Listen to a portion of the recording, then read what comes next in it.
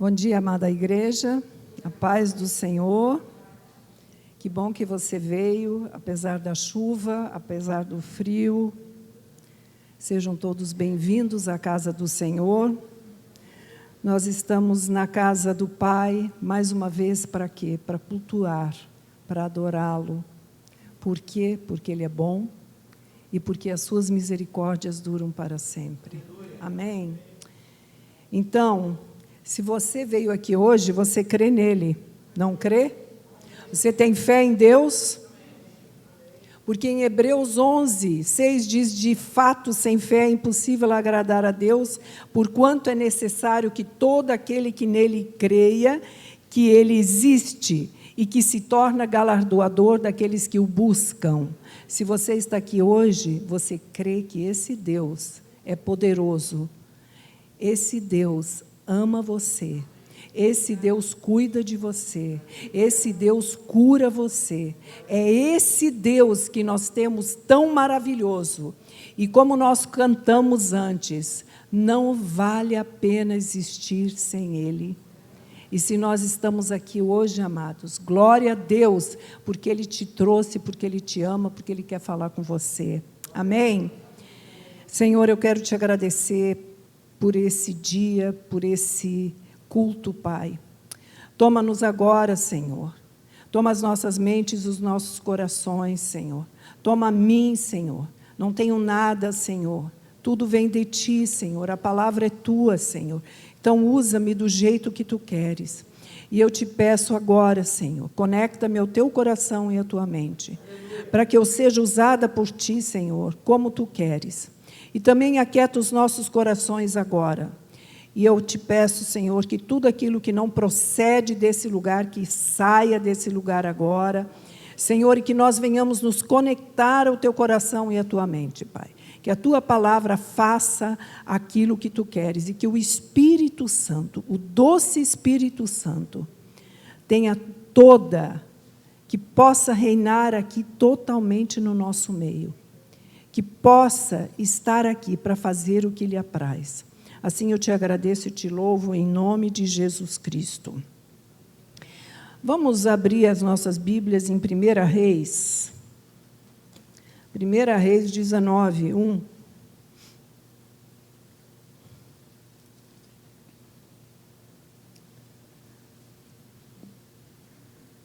Primeira Reis 19, 1. Diz assim: Acabe fez saber a Jezabel tudo quanto Elias havia feito e como matara todos os profetas à espada.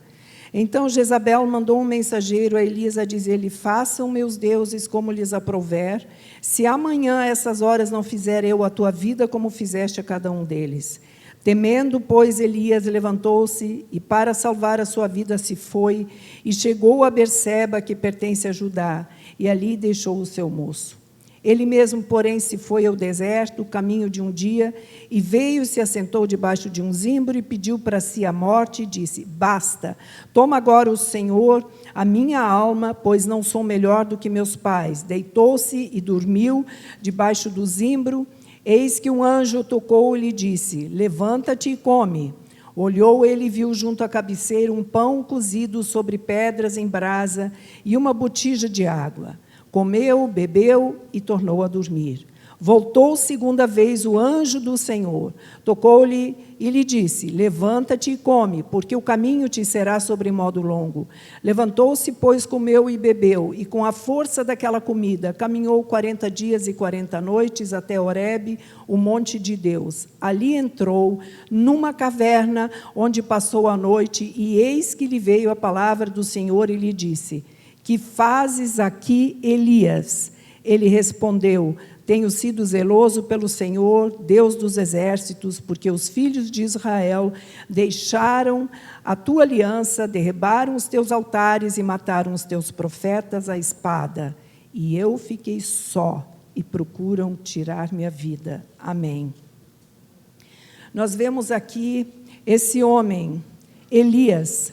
Foi um homem que ele veio rapidamente para dar uma palavra para Israel, e ali ele, assim como ele veio, ele também desapareceu, porque Deus disse, olha, vai te esconder. Elias trouxe uma palavra pesada para Israel. Disse que faltaria chuva, que não choveria, e que haveria uma seca. Depois, ele foi enviado para a fonte, a torrente de Querite. E ali ele ficou durante 1 ano. Ali Deus o saciou através de garçons voadores, os corvos, que são imundos, segundo a lei de Moisés. Mas Deus é Deus e faz do jeito que Ele quer. E ali ele foi sustentado com pão. Depois dali, depois de 1 ano, secou aquela fonte e ele foi então enviado por Deus para uma viúva de Sarepta, né? Sarepta significa lugar de purificação, de fornalha, né? E ali ele fica. E quando ele chega, aquela mulher está ali para fazer um pãozinho, e ele diz, olha, primeiro você faça para mim, e depois você faça para o seu filho, porque ela diz, eu só tenho um punhado de farinha e uma botija pequena de azeite. Então, ele disse, faz primeiro para mim, e ele profetizou de que não temas, porque não vai faltar farinha e não vai faltar azeite. Enquanto não chover, o Senhor não vai permitir que falte nada para você. E ali ele ficou durante 2 anos.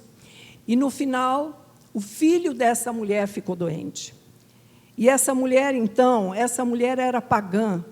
Ela ficava ali, né, em Sarepta, que ficava na Fenícia. E ela diz assim, vieste a mim para trazeres à memória a minha iniquidade e matares o meu filho? Ela está dizendo o seguinte, eu não conheci o teu Deus. Elias falou de Deus certamente para ela nesses 2 anos. E ela então começou a conhecer a Deus e ver que ela tinha pecado, e ver que ela tinha pecado no passado. E agora ela reconhece e diz, agora o meu filho vai morrer por causa dos meus pecados. Elias então entristecido pega aquela criança, ora pela criança, e aí está ali diante durante várias vezes, 3 vezes ele se coloca sobre aquele corpo morto e Deus o ressuscita. E nós vemos aqui 2 milagres que Elias fez através do poder de Deus. E o mais interessante é o que a mulher diz quando Elias entrega aquele filho para ela. Ela diz assim, nisso conheço agora que tu és homem de Deus e que a palavra do Senhor na tua boca é verdade. Amados, será que nós, como filhos de Deus, quando nós falamos alguma coisa para um ímpio, ele vai dizer isso de nós? Isso é muito forte. Isso é muito forte. A palavra de Deus é a verdade. Aleluia. E pouco tempo depois, então, veio novamente a palavra do Senhor e disse, agora você vai para Acabe, e vai dizer que eu vou mandar chuva, porque a fome era extrema em Samaria, porque Israel era, né, a região norte, né, Judá ficava no sul. E aí ele sai e encontra o mordomo do rei, porque o mordomo do rei tinha dito para ele, olha, nós vamos sair para ver se nós achamos algum pasto para os mulos e para os cavalos. O rei estava somente preocupado com os seus bens materiais. Ele não estava preocupado com a fome do povo. Ele não se preocupou em nenhum momento em pensar, eu preciso primeiro ajudar o povo. E houve esse encontro de Obadias com Elias, e ele disse, vai e fala para o rei que eu quero falar com ele. Ele ficou um pouco amedrontado e disse, ele vai dizer que eu estou em conluio com você, ele pode me matar. Ele disse, não, vai. E Acabe se encontrou com ele, chamou ele de perturbador, né? E ele disse, olha, eu quero que você ajunte os 450 profetas de Baal, mais os 400 do poste ídolo que comem na mesa de Jezabel, lá no Monte Carmelo, e mais o povo de Israel. Juntem todos ali. Acabe atendeu e todo mundo foi para aquele Monte Carmelo. E ali, Elias disse e se achegou ao povo e disse: até quando cocheareis entre dois pensamentos? Se o Senhor é Deus, seguiu, se é Baal, seguiu. Porém o povo nada respondeu, porque o povo estava em pecado. E Elias foi usado para trazer o povo de volta para a adoração de Jeová. Ali, então, nós sabemos da história que foram feitos 2 altares. Primeiro, os Baalins lá, os profetas de Baal, começaram a adorar lá, clamar por chuva, não veio nada, e Elias começou a zombar deles, né, dizendo que o Deus deles talvez estivesse dormindo. E Elias, então, restaurou aquele altar que estava destruído, colocou as 12 pedras ali, que significa as 12 tribos de Israel, e ali ele começou, então, e disse: olha, agora vocês coloquem muita água, muita água. E aí você pode perguntar, mas se tinha tanta seca, de onde é que tiraram essa água? Da onde que veio essa água? Acontece que o mar Mediterrâneo fica perto desse Monte Carmelo, e certamente o que dizem é que Elias pediu para que eles trouxessem aquela água dali, para encharcar aquele holocausto. E aí ele começa então a fazer o que ele tinha que fazer ali. Ele começa a orar: Senhor, responde-me, para que este povo saiba que tu, Senhor, és Deus, e que a ti fizeste retroceder o coração deles. Então Deus enviou fogo para aquele lugar, queimou, lambeu tudo que tinha ali, não ficou absolutamente nada. O poder de Deus. E aí Elias vai de encontro a Acabe e diz: olha, sobe rápido, porque vai chover. Só que ele não tinha orado ainda. E nós vemos aqui uma coisa: Elias ficou 7 vezes ali, orando, clamando. Ele não desistiu. A primeira vez ele enviou o moço: vai lá, vê se tem uma nuvem. Nada. Segunda vez, nada. Terceira vez, nada. Na 7ª vez, uma nuvem do tamanho da mão de um homem.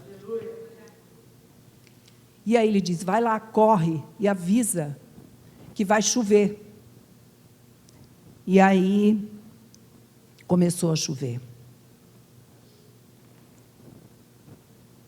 Acabe, então, ele volta e vai para Jezabel. E Jezabel certamente pensou que aquela chuva que veio era o efeito dos sacerdotes de Baal, que tinham orado. Porque Baal era o deus das chuvas, das colheitas, né, da provisão deles. Mas quando Acabe começa a falar com ela e diz: olha, os teus profetas foram todos mortos por Elias. E ela ficou enraivecida. E nós vemos o seguinte: depois que Elias orou para chover, Deus atendeu tudo o que ele pediu. Ele matou os profetas de Baal e foi ameaçado por Jezabel. Elias teve sucesso, mas depois ele se sentiu derrotado. E isso pode acontecer conosco, amados. E nós precisamos estar preparados, porque isso às vezes acontece quando nós recebemos uma grande vitória e depois a gente cai, porque a gente talvez não vigia o suficiente. Nós podemos passar rapidamente por uma alta montanha, estar lá no alto, e de repente nós vamos para o vale da provação. Nós precisamos nos humilhar diante do Senhor e nos preparar para essas provas que costumam vir depois de vitórias. Nós precisamos entender isso, que o nosso adversário, ele, quando vê que nós somos vitoriosos, aí que ele quer investir contra nós. Quando olhamos para Elias para saber o que estava sentindo, nós iríamos diagnosticar o estado dele como um típico colapso emocional. E muitos hoje, assim como Elias, também se sentem perdidos, sem direção, confusos e desanimados. Ele estava fisicamente exausto, havia perdido o apetite, estava deprimido consigo mesmo, com seu trabalho, sendo cada vez mais controlado pela autopiedade.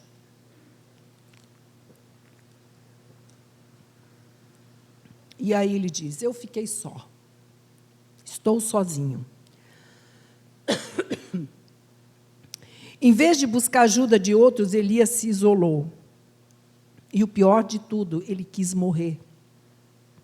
Ele chegou à conclusão de que ele havia fracassado nessa sua missão e decidiu que era hora de desistir. Mas não foi isso que Deus viu. Deus enxerga além das nossas mudanças de humor e das orações impetuosas que nós fazemos. Deus se compadece dos filhos desanimados. E Elias, ele teve medo e fugiu para salvar a sua vida. Foi no deserto de Berseba. E ali, sentado debaixo de um zimbro, ele disse, agora eu quero morrer. Nós vemos que Elias, um homem rude, ele recebeu autoridade, intrepidez, ousadia para enfrentar um rei poderoso e sua mulher maligna, Jezabel. Matou os profetas de Baal, afrontando o poder deles com o poder de Deus e disse, escolhei a quem vocês querem servir. Desculpe. Elias foi um grande profeta, que conheceu o poder de Deus de uma maneira estupenda. Quando nós, como eu já falei, nós vemos ele no auge do seu ministério, depois no fundo do poço. O que é que aconteceu? Porque para que Elias ficasse com tanto medo de Jezabel? Ele olhou para uma mulher que era idólatra, depravada e má. E que tinha um marido que não tinha poder nenhum, que não era ninguém sem ela. Ela era uma mulher obstinada, uma mulher que não aceitou as evidências claras, nem ela, nem Acabe, aceitaram as evidências claras daquilo que Deus fez ali no Monte Carmelo. Porque ali foi demonstrado claramente quem era o verdadeiro Deus. Eles não se arrependeram, e o coração continuou endurecido, e só com as suas cobiças, ficaram com as cobiças deles. Elias recebeu autoridade para fazer milagres. Ele foi ousado diante daqueles 850 profetas, e também diante do povo de Israel. E ali eu acho que havia, tanto que quando Elias pergunta, até quando vocês vão cochear? Ninguém respondeu nada, porque eles estavam ali querendo ver quem é que vai ganhar essa aposta. São os profetas de Baal ou é Elias, né? Elias mostrou para Israel quem era o verdadeiro Deus. E nós precisamos conhecer este Deus verdadeiro, único, poderoso, que é um Deus vivo, que não é um Deus de pedra, nem de toco de madeira. Mas Jezabel, ela queria reverter a influência do profeta sobre a nação. Ela queria matá-lo. O que ela conseguiu foi apavorá-lo, aterrorizar Elias. Ele começou uma obra. E quantas vezes nós começamos algo e não damos continuidade àquilo que nós fazemos? O povo esperava de Elias que ele desse continuidade, que ele não fugisse.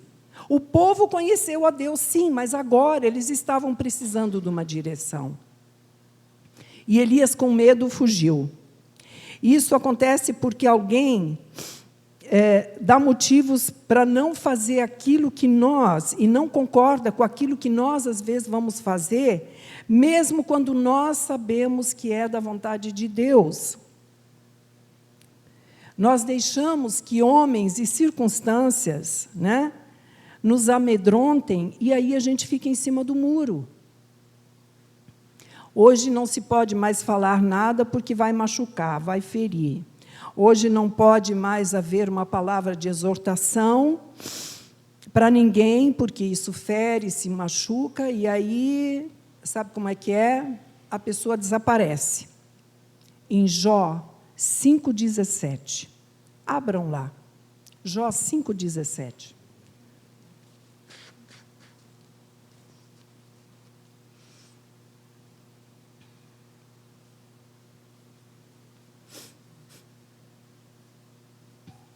Diz assim: bem-aventurado é o homem a quem Deus disciplina, não desprezes, pois, a disciplina do Todo-Poderoso. No 18, porque ele faz a ferida e ele mesmo a ata, ele fere e as suas mãos curam. É aquela ameaça que você não pode mais disciplinar, por exemplo, um filho.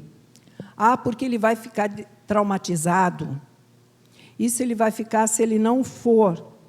Isso ele vai ficar se ele tiver que enfrentar o mundo, quando ele não recebeu os fundamentos de uma boa educação e disciplina. Aí sim ele vai ficar frustrado e traumatizado. E nós, como cristãos, amados, nós devemos ser educados, porque isso serve de testemunho para aqueles que não conhecem o Senhor. Jezabel, ela quis desfazer a autoridade que Elias tinha recebido de Deus. Por quê? Porque ele mostrou o pecado de Israel. Deus havia respondido a todas as orações de Elias. Que maravilha!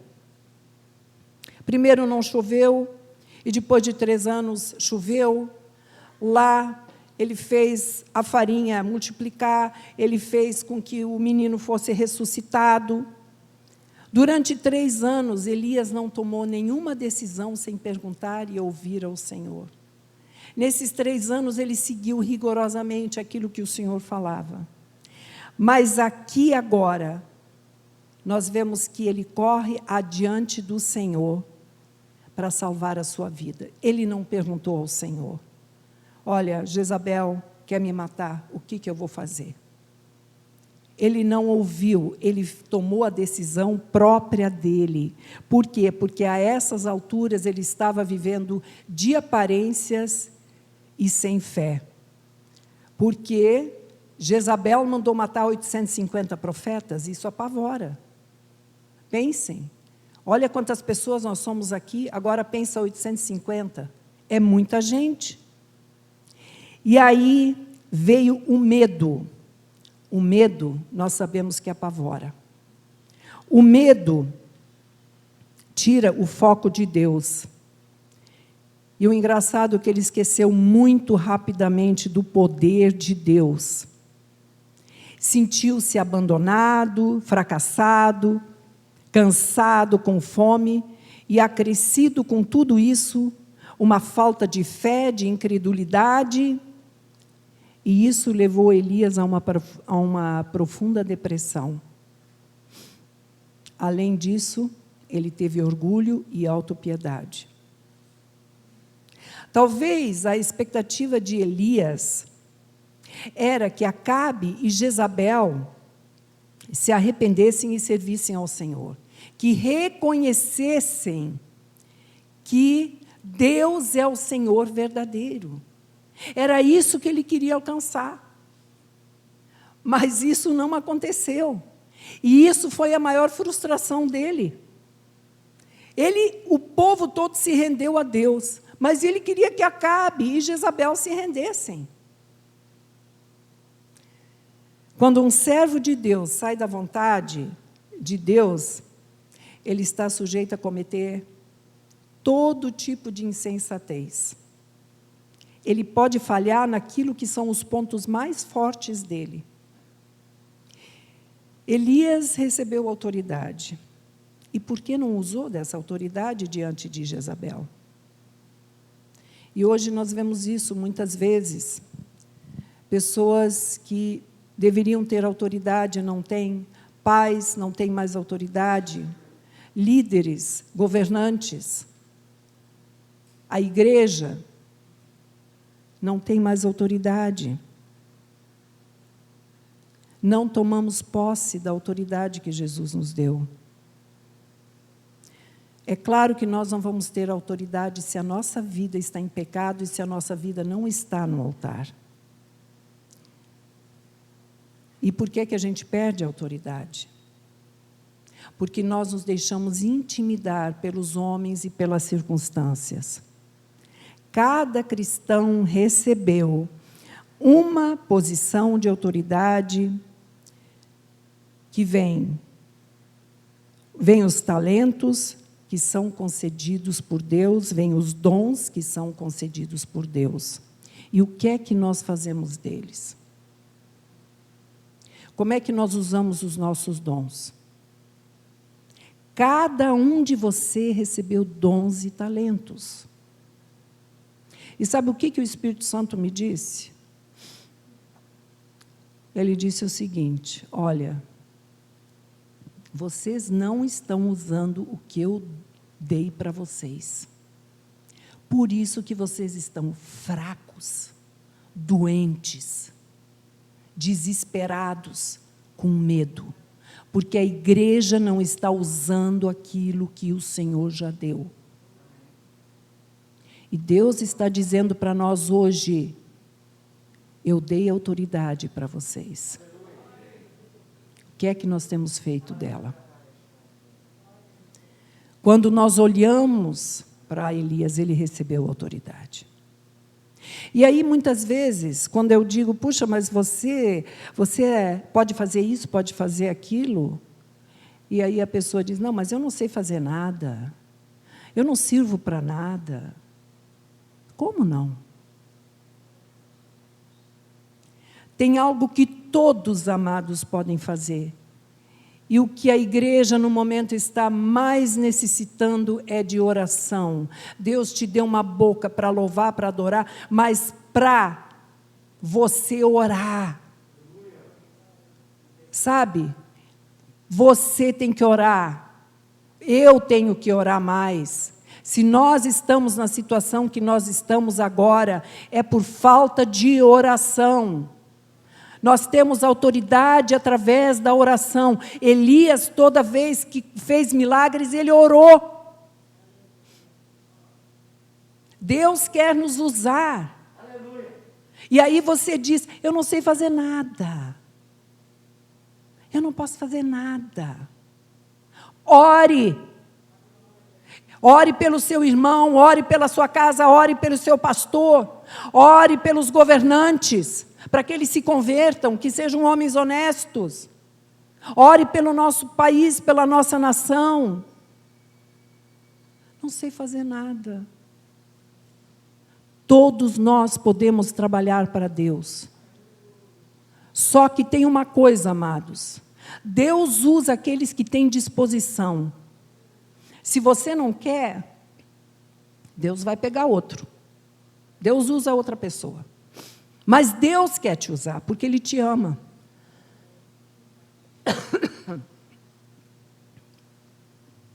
Elias fugiu para o deserto.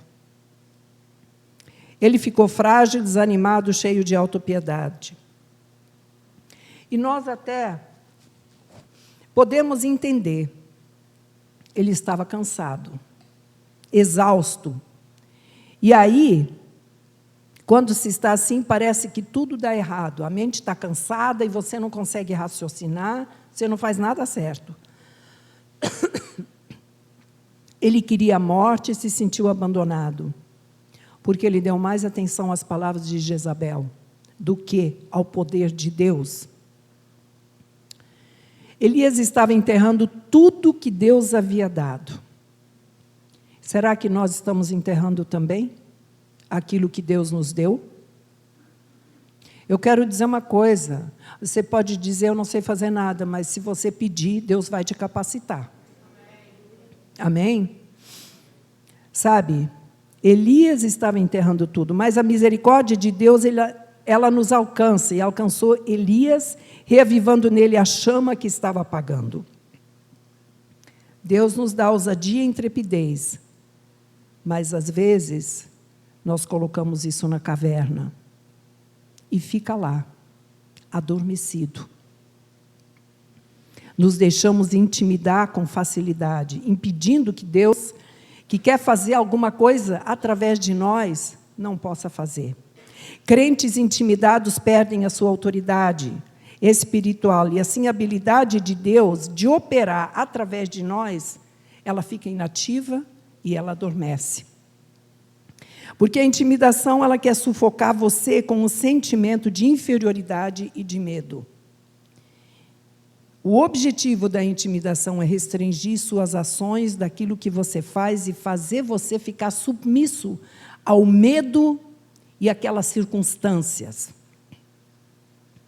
Segundo a carta de Timóteo 1,7 diz, porque Deus não nos tem dado espírito de covardia, mas de poder, de amor e de moderação.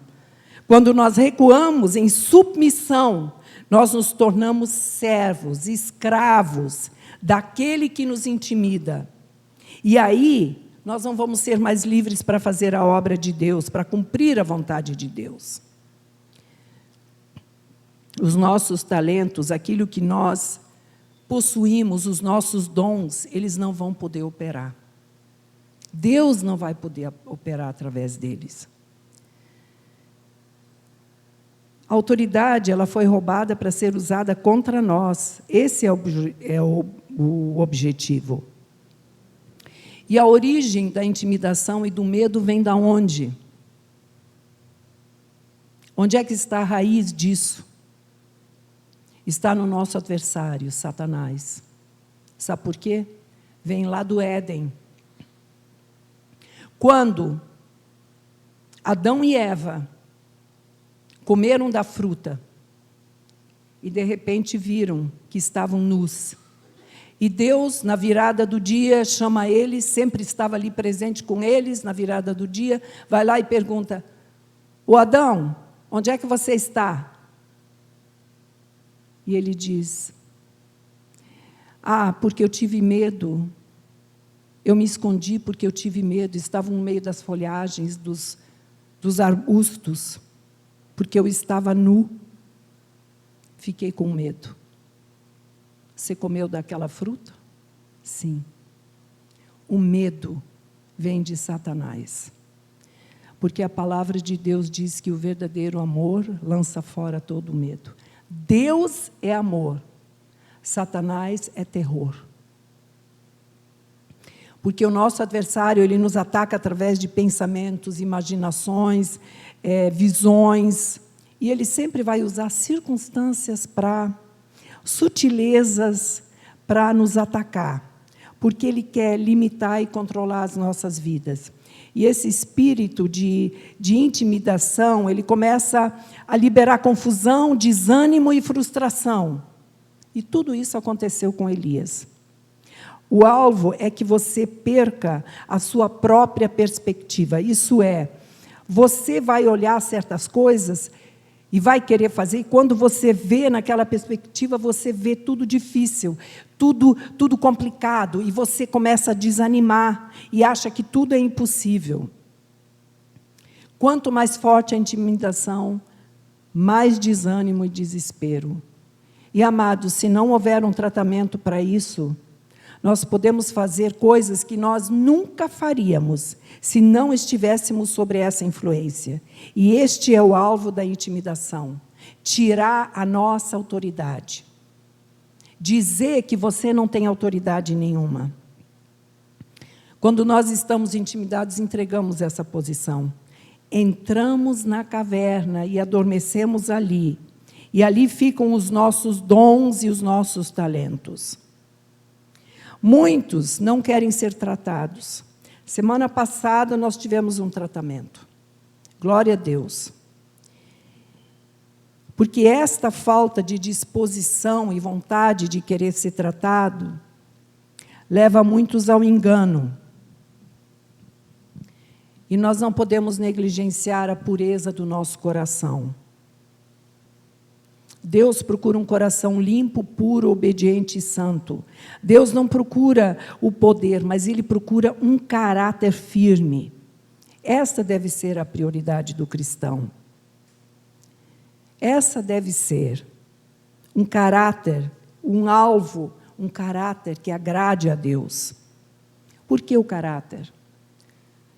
Porque nós somos olhados, observados, analisados o tempo todo. Por quem? Pelo seu chefe, pelo seu vizinho, pelo seu irmão, por aqueles que convivem com você. Jesus disse, sede minhas testemunhas. Como é que eu vou testemunhar? Com um mau caráter, com um caráter duvidoso. Deus quer um caráter íntegro dos seus filhos. Porque é muito triste se eu envergonho ao meu Jesus, né? O Espírito Santo se entristece dentro de mim. Então, amados, nós vemos isso, Paulo enfatizou para Timóteo, que era seu discípulo, para não negligenciar o dom que Deus tinha dado para ele. Timóteo foi um jovem que pastoreou a igreja de Éfeso, e ali ele teve que enfrentar sérios problemas, problemas de falso ensino, confrontou os falsos mestres, e ele não se intimidou, ele exerceu o dom da fé. Amém? O dom, é claro, não é nosso, ele foi dado. E não é para nós usá-lo como nós queremos, mas é para servir para os outros, é para servir a igreja. Porque nada no reino espiritual funciona sem essa graça. A religião não transforma. A tentativa do homem é servir a Deus de uma maneira baseada na sua vontade própria, na sua habilidade. E quando nós ministramos uns aos outros, sem o dom, a gente está trabalhando em vão. Religião não traz transformação. Paulo diz, não negligenciar para Timóteo. Isso é, realize, faça, conclua aquilo que você começou. Empenhe-se na função que você recebeu. Agora, quando você negligencia, aí você rompe, você desdenha, você descuida, você ignora, você despreza e omite aquilo que você precisa fazer. E essas palavras, elas são muito fortes, são muito negativas. Falta de ação e determinação, né? E autoridade.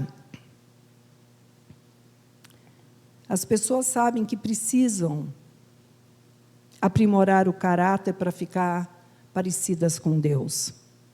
Mas elas param aí. Elas não usam o que Deus deu. Elas não se aventuram através dos dons que Deus deu. Porque elas ficam temerosas. Porque muitas vezes elas têm medo de confrontar certas coisas. E aí, às vezes, elas ainda escutam, mas isso é falta de amor, isso é falta de caráter cristão. É claro que Jesus disse, bem-aventurados os pacificadores, porque serão chamados filhos de Deus. Aquele que é mantenedor da paz, ele vai fazer tudo para não entrar em conflito. Ele quer preservar aquele falso senso de segurança para si, o que vai fazer com que ele vai ser confundido com o que é a verdadeira paz, com o que é, né? Um pacificador verdadeiro, ele confronta. Ele não se importa, custe o que custar. Ele não tem medo. Por quê? Porque ele não se preocupa com ele mesmo. ele é motivado pelo seu amor por Deus e pela verdade, porque ele quer agradar a Deus e quer fazer aquilo que Deus quer que ele faça. É só assim que a paz vem, amados. Essa é a verdadeira paz. Nós sabemos que há uma oposição violenta para o avanço do reino de Deus, e Jezabel tentou impedir Elias, né, de ter um crescimento do reino de Deus. Mas aí as coisas são tão difíceis que a gente diz, deixa para lá, tudo é muito complicado. Nós precisamos acordar a igreja. É preciso perceber que, às vezes, nós temos que confrontar para haver mudanças. Mas o problema é que nós temos medo de mudanças e ficamos ansiosos. Mas nós não podemos permitir que o medo nos paralise. O medo do confronto nos torna presa fácil da intimidação. Voltando para Elias, Elias estava ali dormindo, né?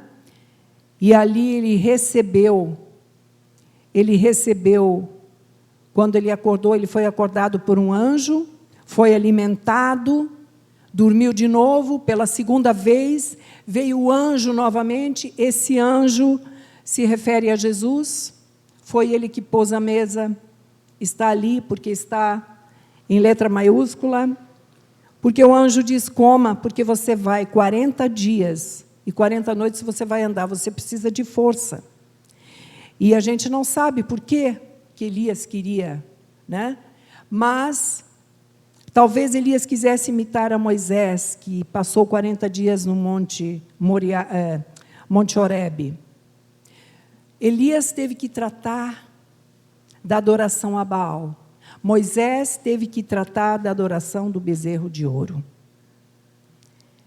Só que quando ele foi lá naquele Monte Horebe, tinha uma caverna. E lá Elias entrou e fez daquela caverna o seu lar. Ali ele estava disposto a renunciar a seu chamado, a sua vida, de tão oprimido que ele estava. Mas aí, nós vemos o seguinte, que Deus o chama e diz, o que é que você está fazendo aí, Elias? Ele deveria ter dito, eu não estou fazendo nada, porque não estava fazendo nada. Mas aí, Elias chora suas mágoas. Ah, todos me abandonaram, estou sozinho, fiquei só.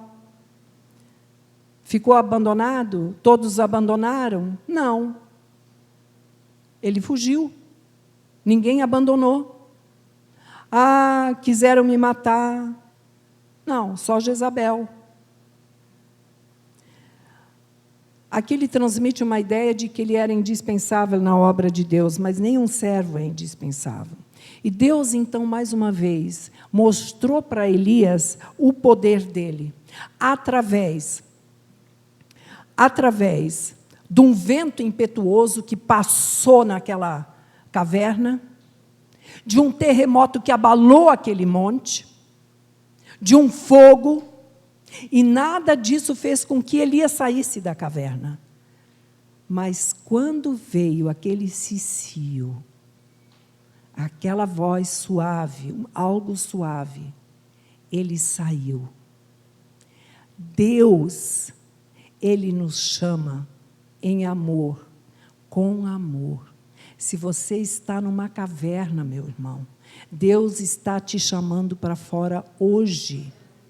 Deus está te dizendo que Ele tem algo para fazer através de você. Eu não sei o que é, mas Deus mostrou o poder dEle para Elias e disse, olha, tudo isso aqui me obedece. Me obedece. Elias sempre obedeceu, mas de repente ele tomou a direção própria. Deus sempre tem uma variedade de instrumentos para usar. Deus tinha uma nova mensagem para Elias, uma mensagem de esperança para o seu servo frustrado, apesar dos erros de Elias. E se nós olhamos para os erros, quais foram eles? Ele andou pelas aparências, ele se concentrou em si mesmo, em seus fracassos, em vez de olhar para a grandeza e o poder de Deus.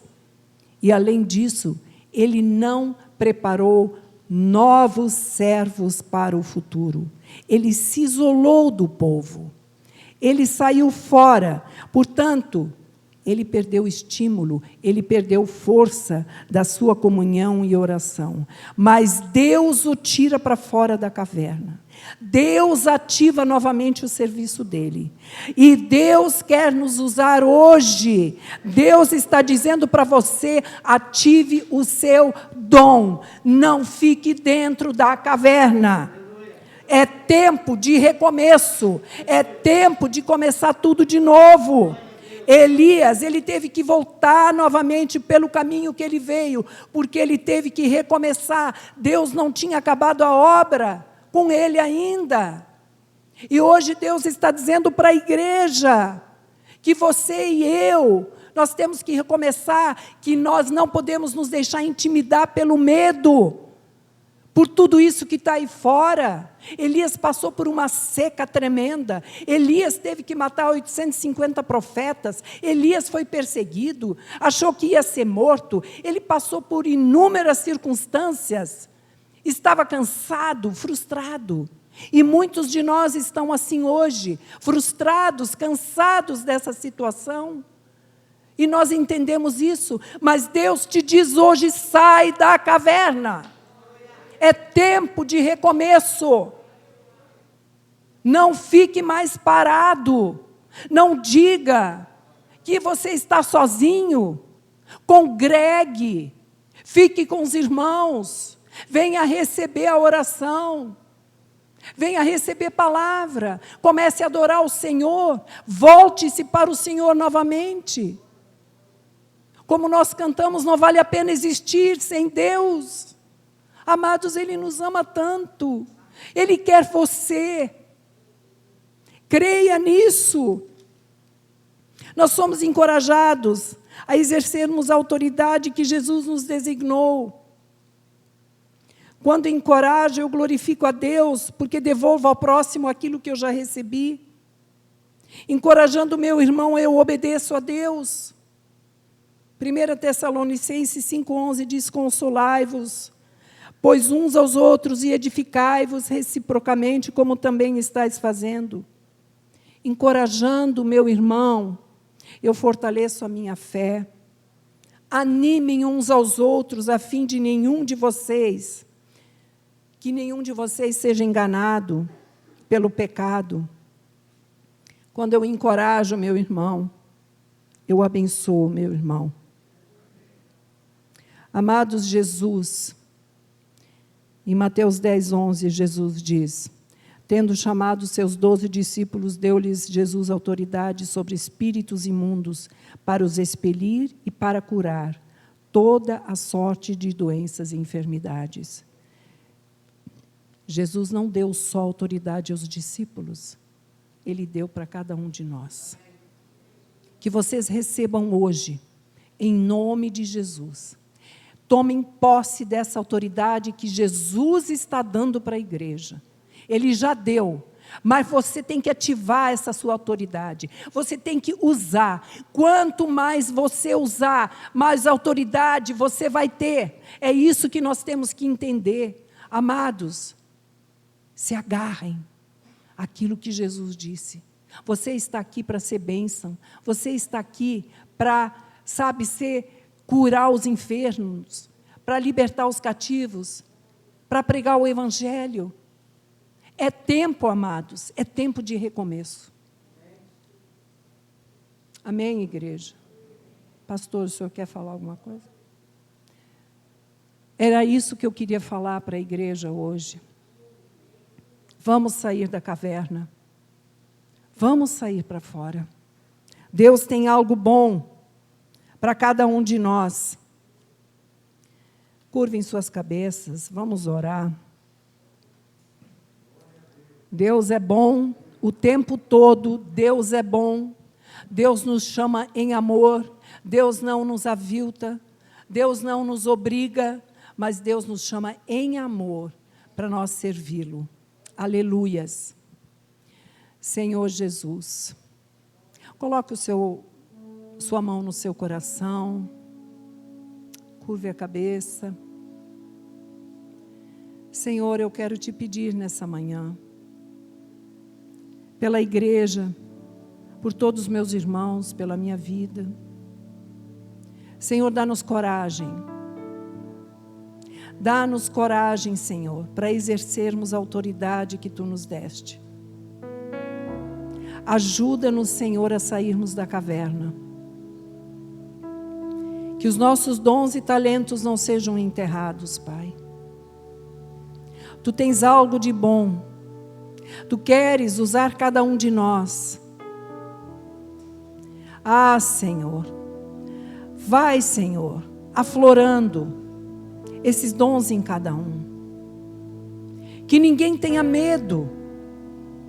Senhor, tira todo o medo, toda a frustração de nós. Deus, cuida, para que a gente não venha, Senhor, cair na tentação da autopiedade. Eu não sei fazer nada. Senhor, todos nós sabemos fazer. Ajuda-nos a entender a Tua vontade. Tu és o nosso Pai amoroso. Tu és aquele que liberta, que curas. Tu és aquele que fazes aquilo que nós não podemos e sabemos fazer. Mas, Senhor, eis-nos aqui, usa-nos do jeito que Tu queres. Senhor, faz com que nós sejamos, Senhor, servos Teus que saibam, Senhor, usar a autoridade que Tu nos deste. Ajuda-nos na nossa pequenez da fé. Dá-nos uma fé, Senhor, que não vai esmorecer com qualquer vento, mas que nós estejamos firmes, Pai, sabendo que as Tuas promessas se cumprem, que as Tuas promessas são fiéis. Jesus, faz no nosso meio, opera no nosso meio, usa-nos, Senhor. É tempo, Senhor, é tempo de nós irmos, de nós falarmos do Teu amor, Senhor. Quantos estão se perdendo? Quantos estão aí, Senhor, sem rumo? Jesus, traz de volta aqueles que estão afastados do Teu caminho. Aqueles que estão se sentindo, Senhor, sozinhos. Traz de volta, Senhor. Pai, eu quero Te louvar e Te agradecer por essa manhã, pela Tua palavra, pela vida de cada irmão que está aqui, de cada irmã. Que Tu venhas abençoar seus lares, Pai. Tu venhas protegê-los. Que Tu venhas estar, Senhor, dando aquilo que eles necessitam. Livra-nos, Senhor, de todo mal. Acampa os Teus anjos em nossa volta. Livra-nos dessa praga, Senhor. Ó Deus, em nome de Jesus, fortalece a nossa fé e tira todo o medo do nosso coração, Pai. No nome de Jesus, que o medo que apavora caia por terra, no nome de Jesus. Porque nós somos mais que vencedores em Cristo Jesus. E Jesus está conosco. E se Ele está conosco, não há o que temer. Senhor, muito obrigado. Leva-nos agora, Senhor, debaixo da Tua unção e proteção, Pai. E livra-nos de todo o mal. Que a paz de Jesus Cristo reine em nossos corações. E que o Espírito Santo, o Consolador, venha sobre nós, em nome de Jesus Cristo. Amém e amém. 1, 2, 3, glória a Deus, aleluia.